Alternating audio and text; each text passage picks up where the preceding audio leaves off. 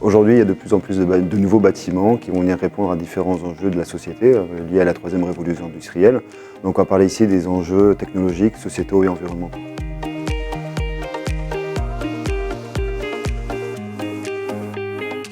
Les enjeux technologiques pour ces bâtiments sont la récolte des données. Ces données peuvent venir des objets connectés, peuvent venir des systèmes, peuvent venir des usagers. Une fois que les données sont collectées, donc ils peuvent venir de différentes sources, ça peut être la température, ça peut être le capteur de CO2, ça peut être la présence, ça peut être l'ouverture de fenêtres, donc différents types de données. Et l'objectif, c'est de garantir un bon fonctionnement des systèmes pour les usagers.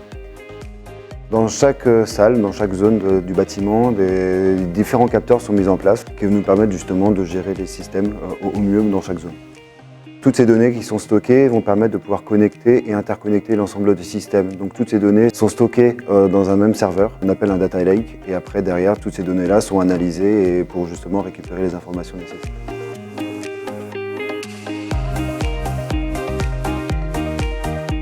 Les bâtiments aujourd'hui ne sont pas que des bâtiments qui servent à recevoir du public. Ces bâtiments sont maintenant dirigés pour répondre aux besoins et aux attentes des usagers, pour leur rendre service. Ces bâtiments seraient un peu comme des smartphones. On viendrait installer des applications ou l'usager installerait des applications afin de rendre l'utilisation du bâtiment qui lui est propre. Les applications, ça pourrait être très bien d'afficher la température dans son bureau, ça pourrait être la géolocalisation pour pouvoir aller dans une salle, ça pourrait être très bien la réservation d'une salle pour pouvoir faire une réunion, tout service qui pourrait lui être utile pour une bonne utilisation du bâtiment.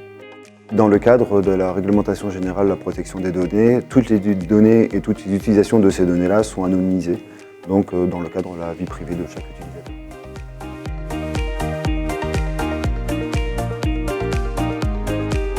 Au niveau des enjeux environnementaux, on va venir travailler sur 2 points. Alors, le premier point de l'enjeu environnemental, ça serait de travailler autour du bilan énergétique du bâtiment.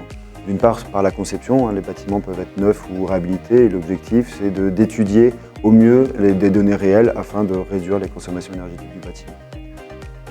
Le deuxième point de cet enjeu environnemental, ça serait de réduire le bilan carbone de ces bâtiments. En travaillant par exemple sur l'analyse de cycle de vie des matériaux, on travaillerait sur l'énergie grise nécessaire à la fabrication, l'utilisation et la réutilisation de ces matériaux.